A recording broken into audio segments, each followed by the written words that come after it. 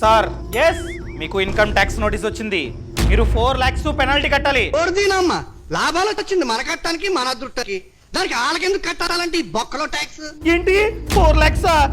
అంత కట్టలేను sir. Sir అయితే ఇది మన ఇద్దరి మధ్య ఉండాలి. ఒక 50,000 పర్సనల్ గా నాకు ఫోన్ పే చేయండి.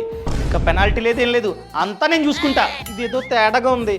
కౌశిక్ అడుగుతానాగండి. కౌశిక్ ₹1 కూడా కట్టొద్దు. నాకు తెలిసి ఇది ఫేక్ డాక్యుమెంట్. ఇలాంటి స్కామ్స్ రీసెంట్ గా చాలా ఎక్కువ అయ్యాయి. అసలు ఏది ఒరిజినల్ డాక్యుమెంటో ఏది ఫేక్ డాక్యుమెంటో ఎలా ఫైండ్ అవుట్ చేయాలి?